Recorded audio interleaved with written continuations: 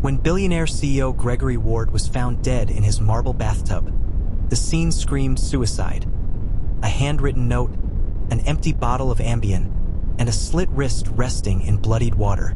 But what the investigators couldn't ignore was what wasn't there: his wife's tears. Camille Ward didn't flinch, didn't sob, didn't even blink. Then came the second twist. Gregory wasn't her first husband to die tragically. He was the third. But what kind of woman leaves 3 graves behind her and never sheds a tear? Gregory Ward was Silicon Valley royalty, a self-made tech magnate worth over $380 million.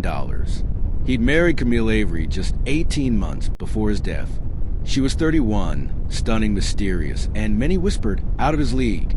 The couple was reclusive. Neighbors rarely saw them. Staff said Camille ruled the house like clockwork, cold, distant, always watching. On the morning of October 4th, 2023, Gregory's housekeeper found him dead in his spa-style master bathroom. A suicide note was neatly folded beside a bottle of sleeping pills. The tub was stained red.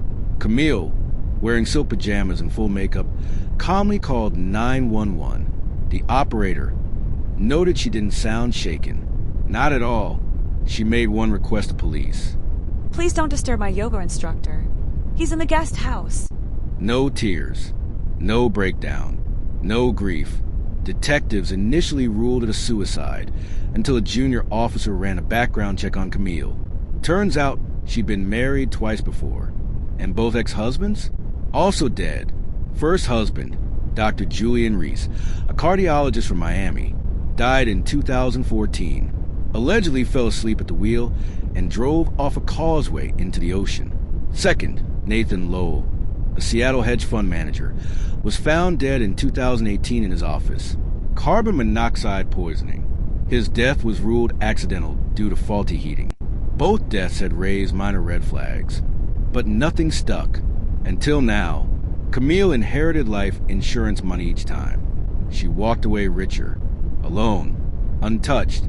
Now, with Gregory's death echoing the same quiet eeriness, investigators reclassified the case. Possible stage suicide. They began to dig, and what they found was darker than anyone expected. First, the note.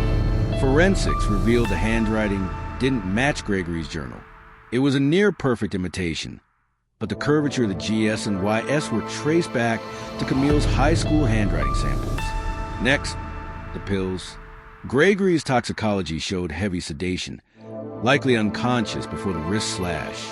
But the cut was clean, done with precision, not jagged like a self-inflicted wound.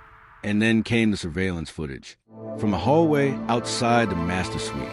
At 2:13 a.m., just hours before Gregory's death, Camille is seen walking and holding a white tray. She exits 22 minutes later. Without it, detectives executed a search warrant. Hidden in the garden shed, they found shredded drafts of a suicide note and a surgical scalpel. But the biggest bombshell?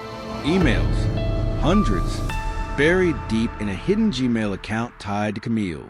Messages from someone named only as Lyndon. The tone was chilling. You've stalled too long. Finish the job, or we release the video. Gregory's getting suspicious. You know what to do. Suddenly, a new theory emerged. Camille wasn't a solo predator. She was a pawn, or perhaps something worse. When police arrested Camille on charges of first-degree murder, her expression didn't change, but her defense attorney dropped a twist that shocked the courtroom. Camille claimed she had been blackmailed for over a decade. According to her, Lyndon was the face of a covert blackmail ring operating through dating platforms and luxury matchmaking services. She said she'd been groomed, coerced, and forced to marry wealthy men, earning their trust and ending their lives, all under threat of exposure from a compromising video filmed when she was 22 during a party. She says she barely remembers. They threatened to destroy my family. Release the video. Ruin me. They told me who to date, where to live, how to act, when to kill. And I did it. She showed bruises, some old, some fresh, claimed psychological abuse, brainwashing, emotional captivity. The defense argued she was a programmed victim of long-term psychological warfare.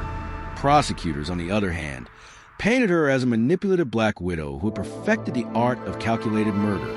Then came the trial's turning point. The FBI launched an investigation into the Linden alias.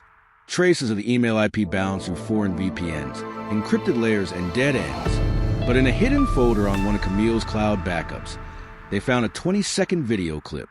It showed a visibly intoxicated young Camille at a party, being led into a bedroom by two older men. The clip cut out. No faces, no context, but enough to haunt. It gave her story just enough credibility. The jury deliberated for 5 days. Final verdict: guilty of involuntary manslaughter, not murder, not premeditated. The court found her partially coerced, partially complicit. Sentence: 15 years in prison, eligible for parole in 7. But to this day, no one has identified Linden. No one knows if the blackmail ring ever truly existed, or if Camille created it as the ultimate escape route. Was she a victim caught in a dark web of control, or a master manipulator who fooled everyone, right to the end? She was dubbed the widow who didn't cry. But maybe the real question isn't why she didn't cry, but whether she ever felt anything at all. If you found this case chilling, subscribe for more twisted true crime stories every week.